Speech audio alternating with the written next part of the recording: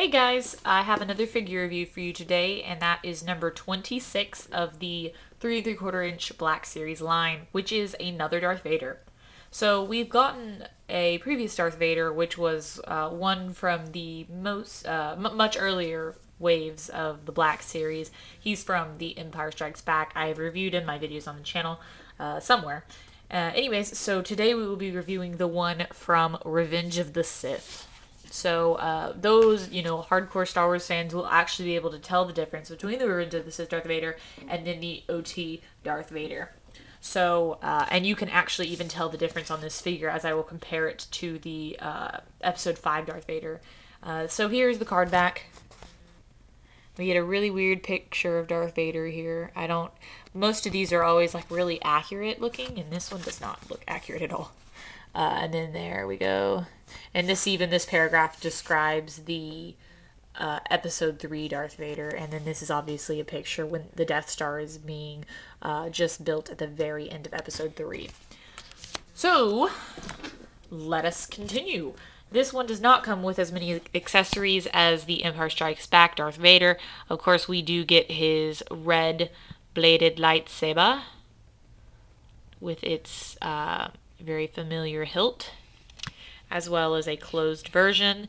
Hasbro has been including these quite a lot recently, which is kind of funny because back when I actually played with my Star Wars figures when I was younger, I really liked when the Star Wars figures came with a closed version and an open version because I like to hold the closed version on their belt or keep it in their hand.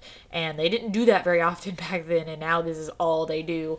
And of course, I obviously don't play with them anymore. I just think it's kind of funny. So here is Vader. And I'll go ahead and give you kind of like a run through of him before we go over articulation, which I normally don't care too much about articulation with these figures, but this one is definitely quite interesting. I think he has the closest head sculpt ever to Darth Vader, especially the Episode 3 Darth Vader, which you're like, oh, they all look really good. Some people are like that, and this one you can tell, and I'll compare it to the other one too, so you can see. So just a quick look-see of this Darth Vader. And this chain is not like, the little corny one they always include. It's actually molded onto the chest plate, which is cool. And then obviously he's got a soft goods tunic and then a soft good cape. So with this guy, he has a ball jointed neck, which is crazy. I've never actually seen a Darth Vader with a ball jointed neck. It's very odd considering he can't even move his head in that fashion in real life, or through the movie he can only go side to side because he's wearing a helmet. He has ball joint. I think it's a ball hinge on his wrist, so lots of movement there. He can go like this and like this and like that. So those are the movements on his arms, and then his head can also twist around. He has somewhat of a ball jointed torso, which is kind of weird because the tunic is like right there, so it's a little bit awkward to move. He also has ball jointed hips, which is the first, because Darth Vader can't even move his hips in this way in the movie.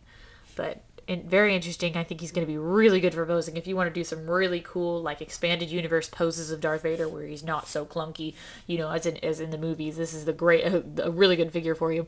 And then obviously a ball hinged knee, and a ball hinged ankle, and then what are those called? The joints where the ankles slide, the ankle sliders, which also help articulation a lot.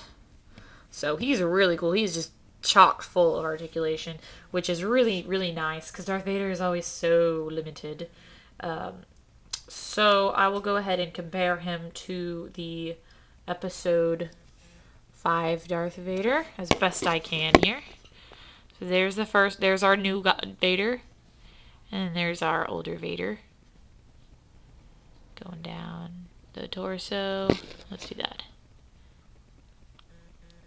So I think the biggest difference between them cosmetically is just the way the skirt is This one actually has fabric coming up through the chest, almost like little overalls, and his skirt goes all the way down, covering his pants almost. And we do see this in the movie, I believe, and that for that reason, this one still becomes my favorite. But the chest plate is a little bit smashed, whereas this one is more realistic, kind of popping out. But I really like this, the aesthetic, the tunic aesthetic of the older Darth Vader. Both are really, really cool, though, and I think you can tell a big difference in the head sculpt. Let me put up a magnifying glass again. So, yeah. Anyways, okay, guys, so that was that review. I hope you guys enjoyed.